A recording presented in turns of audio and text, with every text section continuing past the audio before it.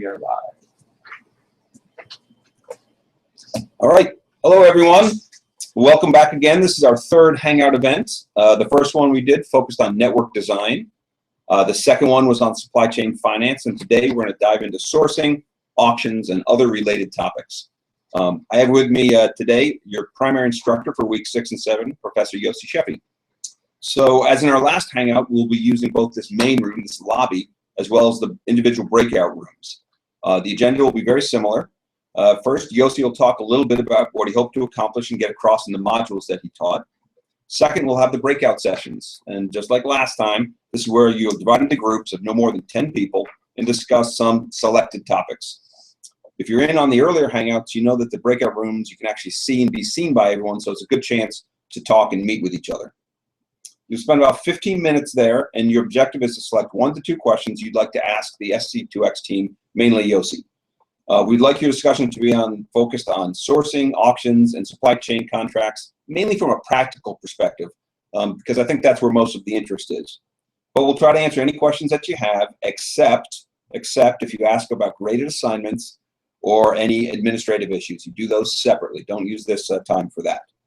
Use the chat function to let us know what your questions are. We'll collect those and feed those to Yossi for him to answer. So finally, then we'll come back to the lobby and we'll answer all those questions that you have. And we'll pick which ones we think make the most sense and are the most relevant. So let me turn it over now to Professor Yossi Sheffi. Thank you very much, Chris, and hi, everybody. So let me talk a little bit about the 2 weeks that I covered. And we basically covered 2 subjects. The first 3 lessons talked about procurement. The first one laid some of the foundation of auction theory, because by its very nature, every procurement activity is an auction.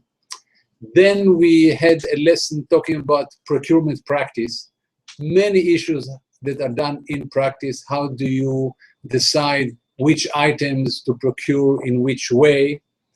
And finally, we cover procurement optimization, how to optimize the procurement process so we can include a lot more issues in a unified framework. In the last session, we covered risk sharing. The idea with risk sharing is just to give you some insight about creating a win-win situation for buyer and seller. So let me quickly cover what we try to achieve in these 4 lessons. The first one was auction theory. And the idea there was that in an auction, each of the bidders has a value for the item being offered for auction. And a bidder wins not really if he gets the item, if he or she gets the item. A bidder wins if his value is lower than the price that he paid for that. Excuse me. That a bidder win if his value is higher than the price he paid for the auction. We are talking about auctions, typical English auction like Sotheby and the cattle auction, when the bidding is going higher and higher. Of course, in procurement auction, it's exactly the opposite. The bidding is going lower and lower. Anyway, some of the points that we're trying to make in the lessons is that many auction mechanisms generate the same results on the average. It's very important to understand that all of this is happening on the average. In any particular auction, anything can happen.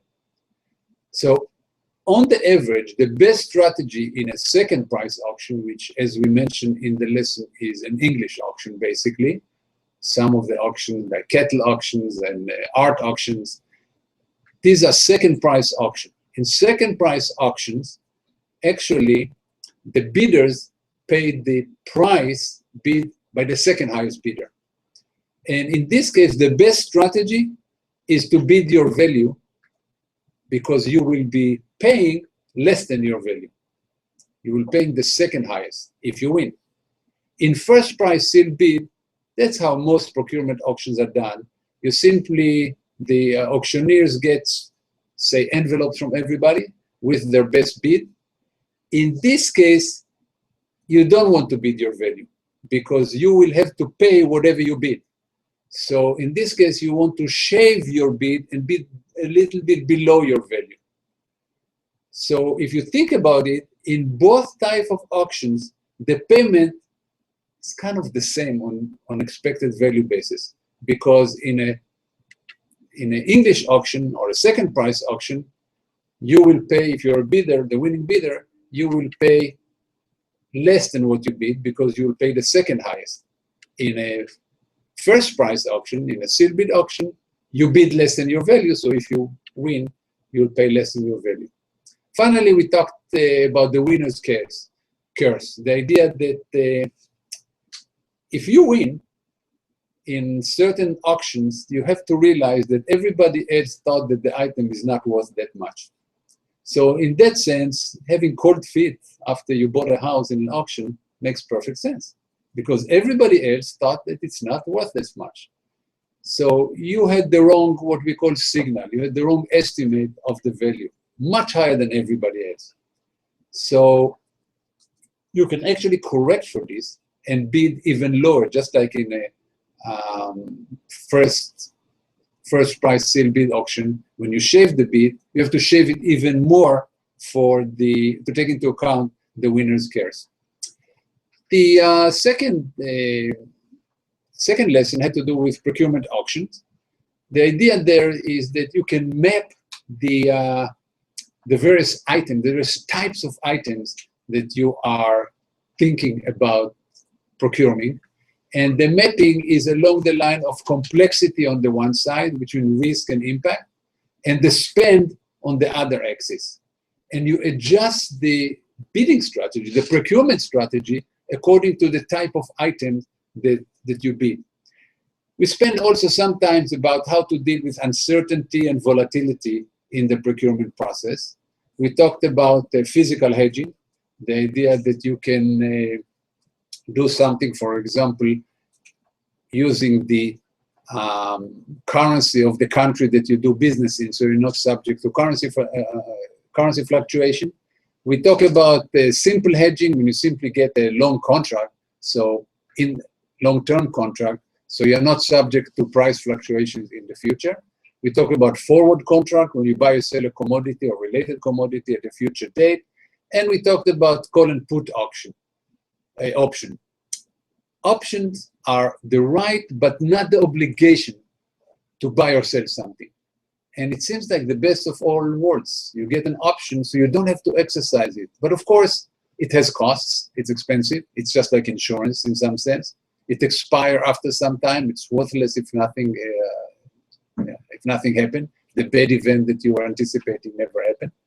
We also talked about separating fixed and variable price. We talked about the fact that when you have, for example, fuel price, and you want to contract for transportation services, you may contract for the basic value, but leave the fuel price as a variable that is tied to some type of index. And we talked about the pros and cons of this approach. The idea that sometimes the difference between the index, which may be government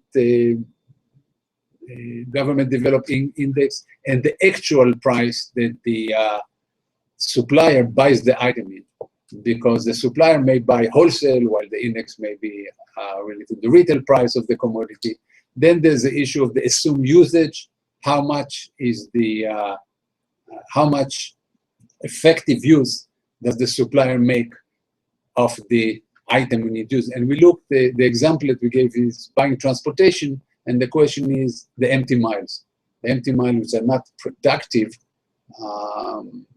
manufacturing in that sense. They're not productive service, but somebody has to pay for it. And the question is, you want to direct the supplier into minimize their empty miles. Also, there's a question of assumed efficiency. Talk about fuel, how much fuel is used per mile.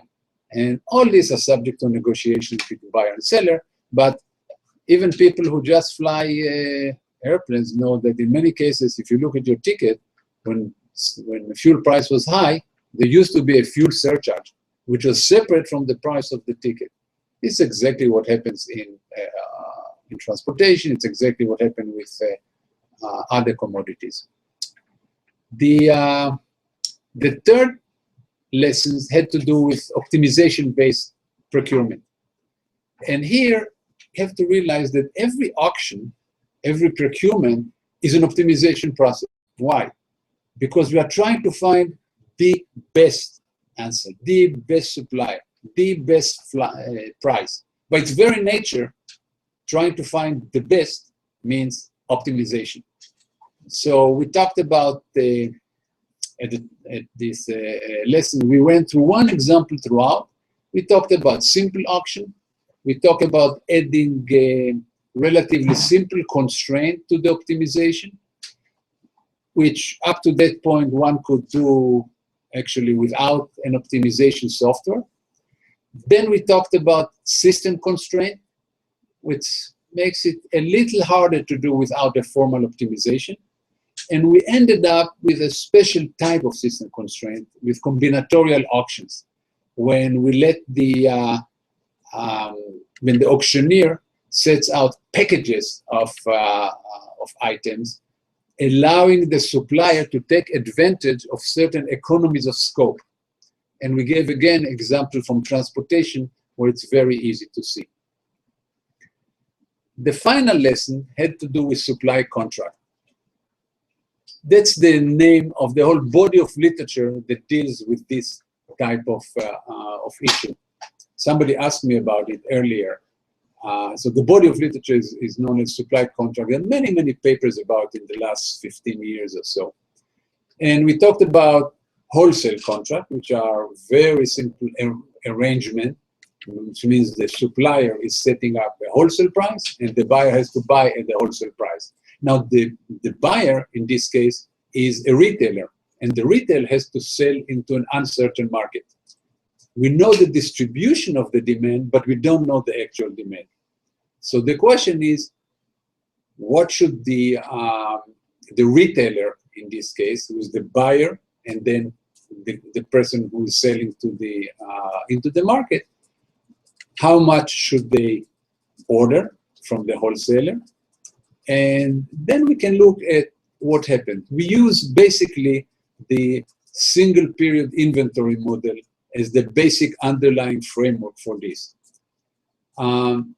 We found out, we showed, that the standard wholesale contract, when the supplier just set the price and the retailer buys at that price, does not allocate the risk between the supplier and the retailer equally, or not at all. In fact, the supplier in this example has no risk, because the retailer may buy too little or too much. In this case, he will get stuck with not enough profit or too much extra items that the retailer has to get rid of. So there are several ways to what is called to coordinate the situation and make sure that both supplier and retailer can be better off. In fact, what we showed here mathematically in this particular example of single period is a real win-win situation. By offering buyback contract, in which the supplier offers to buy back all the unsold items, you can see that now there's a distribution of risk between the supplier and the buyer. The supplier takes on some of the risk because it has to buy back some of the unsold items. We also talked about revenue sharing contract, when the supplier offers the item in many cases at a loss, but participates in the revenue to some extent, certain percentage of the revenue of the sale of the item to the market, the sale that the retailer sells to the market. Again, under certain condition, and we showed how you can optimize this, there are certain set of values that will make sure that the total profit, the total expected profit available to the supply chain, to both retailer and supplier, is maximum. Now, how it is distributed between the retailer and the supplier is a subject for negotiation between them. But the point of this lecture was to demonstrate that in negotiation between supplier and retailer, there's a range of options that offer maximum value for both, that maximize the size of the pie, and this should be the range where people negotiate before they start splitting the pie, because there's a chance, there's a set of value there when both buyer and seller can be better off. We also mentioned that the option contract, which is similar, when it's used a lot in the high-tech industry, where in this case a retailer or a supplier, let's say Hewlett Packard, Dell, whatever, made a contract for a set of options from a supplier of certain component. They want to make sure, they don't know what the demand is going to be, but they want to make sure that there's enough. So the Dell or HP, the OEM, buys a certain number of auction, and then as demand materializes, they exercise this option and actually buy the item. And one can show again that you can get into a win-win situation, in this case, between the OEM and the supplier. So let me stop here and turn it over to Chris for the breakout rooms. All right, so thank you, Yossi. And so now we're going to open up the breakout rooms, and you have about 15 minutes, chat with each other, come up with 1 or 2 questions dealing with the topics that Yossi talked about, and try to focus on the business issues, not the specific problems on the math or anything. We can handle those differently. This is more to get that practical side. So go to the breakout rooms, and we'll see you in about 15 minutes.